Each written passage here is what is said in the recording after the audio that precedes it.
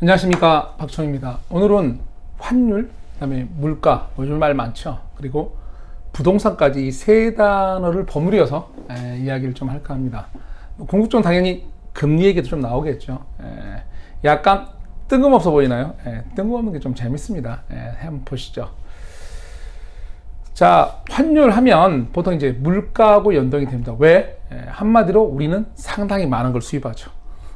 우리 외국에 수입하는 게 워낙 많잖아요. 우리 밥상에 나오는 많은 중국제들. 자, 그런데 중요한 건 중국이 우리나라 원화를 받나요? 아니잖아요. 동남아에서 우리나라 원화를 받나? 일부 결제하는 나라가 있지만 한마디로 우리는 항상 돈의 가치 갖고 네 돈 내 돈 따지죠. 환율. 그래서 환율에 의해서 너무 심한 변화가 생기면 바로 물가에 영향이 오죠. 물가에 영향이 옵니다. 여러분이 느끼는 밥상 왜 이렇게 비싸? 밥상 가격이라고 하죠. 밥상 물가라는 것들. 근데 더 나아가서 사실은 이제 그래서 우리가 요즘에 물가가 너무 올라서 뭐 한다 그죠? 금리 올려야 된다. 금리 올릴 명분이 너무나 강하죠. 야, 이 상태는 안 된다. 뭐 전 세계적이죠. 사실 근데 금리가 이제 뭐에 연결되죠? 부동산 연결되는 거죠. 그래서 오늘 환율, 물가, 그다음에 이제 부동산 연결을 좀 풀어보려 하는 거거든요. 근데 요즘에 이제 한미 통화 수합 이번에 이제 그 미국에서 바이든 대통령 왔죠. 저희가 뜬금없이 툭툭 튀어나와요.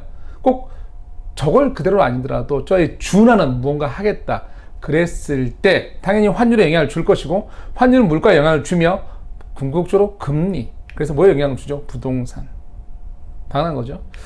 그래서 이 금리의 항방성을 좀 찾아봐야 되죠. 그러다 보면 우리가 부동산에서 뭐를 지금 이제 금리의 모든 게 우리가 집중에 대해서 뭐 이렇게 무게중심 가 있다? 그것만 보잖아요. 근데 궁극적으로 저게 완화되면 무엇을 봐야 되는지 좀 풀어보겠습니다. 우선 기사들 쭉 내려보면 이해하시기 편해요. 자, 우선 MBN 기사인데요.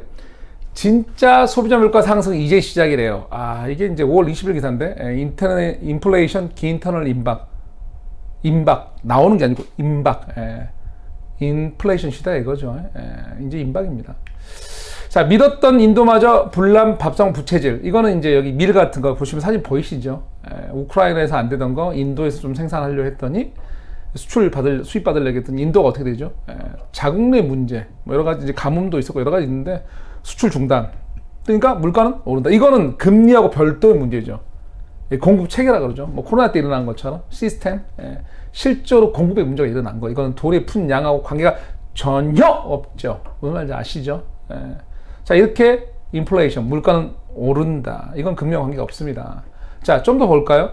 전쟁 나면 환율 붕괴 증권가. 이거는 이제 올해 2월달 기사예요. 그때 우크라이나 전쟁 전에 전쟁 나면 안 된다면서 나면 1,500 넘는다. 이게 뭐 주식만 문제가 아니라 1,500 넘으면 우리 돈의 가치가 사정없이 엄청나게 떨어진 거거든요. 우리가 그래서 외국에서 뭘 수입해 올 때 더 많은 돈을 줘야 돼. 왜? 우리 돈의 가치 떨어졌으니까. 옛날에 1달러에 1,000원 주던 걸 1달러에 1,500원 줘야 되니까. 쉽게 이해 가시죠? 그러면 모든 물가는, 모든 밥상 물가부터 모든 거는 엄청나게 오르죠. 자, 금리 인상 빨랐는데 왜 원화만 이 모양?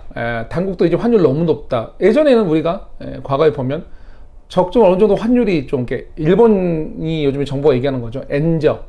좀 싸면 우리가 물건 수출할 때 우리는 수출로 먹고 사는 나라니까.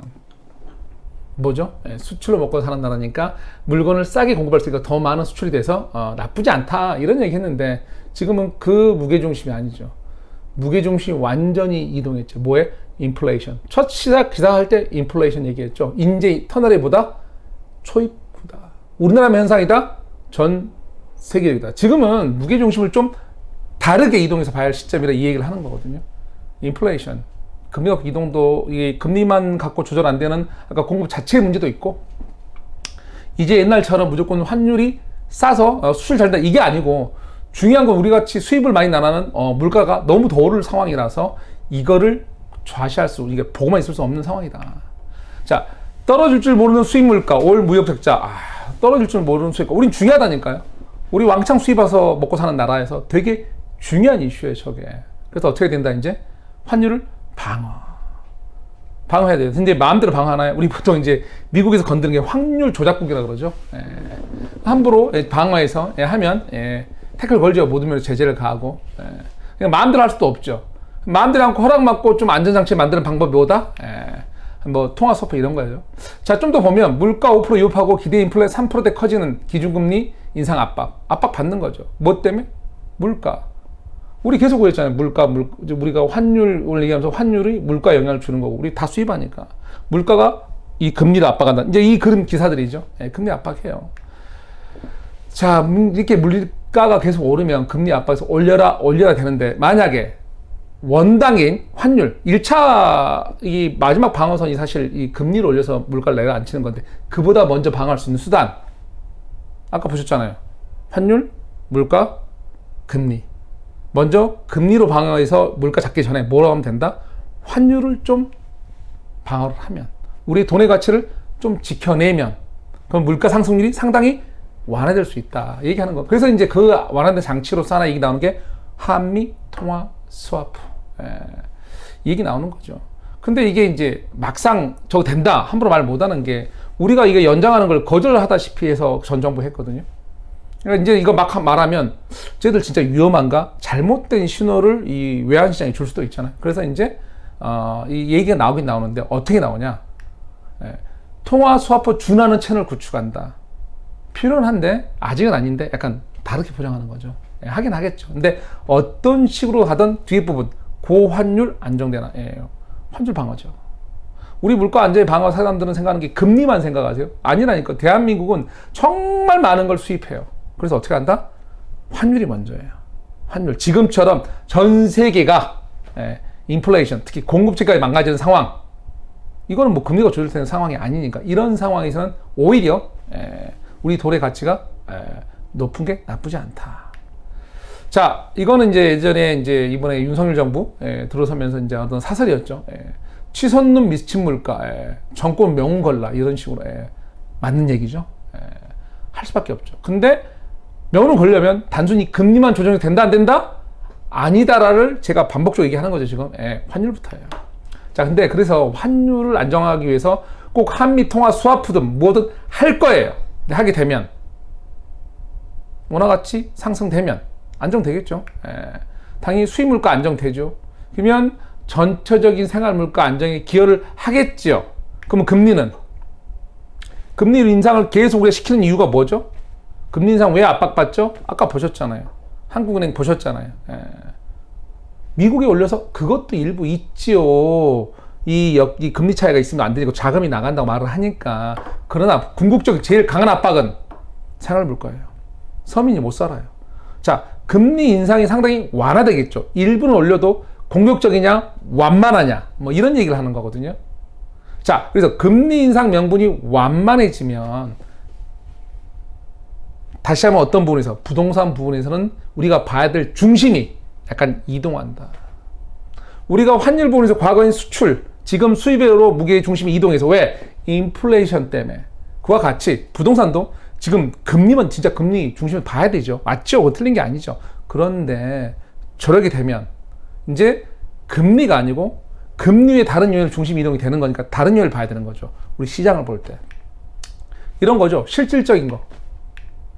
실제 공급이 가능하냐? 안 가능하냐? 원자재 상승으로 지금 뭐 현장 스톱된 현장 많죠. 그런 걸 봐야 돼요. 진짜 우리가 말했던 그 공급이 타이밍 맞춰서 이루어질 거냐? 안 되면 문제 되겠죠. 공급 원가도 계속 이게 사실 공급 체계가 망가진 거니까, 이게 금리 때문이 아니잖아요. 이게 정말 조절이 될 거냐? 왜? 싼 가격에 집에 줄 수 있냐? 이게 중요한 얘기잖아요, 우리가. 그리고 적정 위치. 계속 견들이 이런 거 신도시 말고 가능하느냐? 실질적으로 따져볼 것으로 중심 이동을 해서 시장을 판단해야 된다. 여전히 금리만 보고, 금리가 중심일 때가 있는 거, 아닐 때가 있는 거잖아요. 우리가 지금 앞에 보셨잖아요. 수출을 더 권장하기 위해서 우리가 원화 가치를 어느 정도 낮게 유지하는 게, 그게 중요한 시대가 있었는데, 지금은 반대로 중심을 이동해서 우리 가치가 넘는 게 우리가 생활 물가를 낮추고, 그에 의해서 금리도 어느 정도 완화할 수 있는 이 힘이 갖는다. 왜? 금리 계속 올리면 경제가 어떻게 된다? 우리가 걱정하는 스태그플레이션 문제가 되죠. 그래서 전체 흐름 이제 아시겠죠. 이게 한미 통화 스와프나 어떤 그런 주에 준하는 어떤 이 시스템 구축이 되게 중요한 이유는 우리 생활 물가, 결론은 이제 금리 부분. 금리가 너무 올라가면 경제활동, 기업들 되게 힘들다. 이게 연동선에 있거든요. 그리고 금리 올라가면 여러분 공급도 만만치 않아요. 그런 측면에서 그렇게 이어보시면 되니까 만약 실질적으로 저게 이루어지면 중심을 이동해서 원칙적 원래 부동산에 봐야 될 거 실제 공급 타이밍, 공급 원가, 적정 위치 저거에 맞춰서 시장을 판단하시기 바랍니다. 오늘 또 감사하고 다음에 다른 걸로 찾아뵙겠습니다. 감사합니다.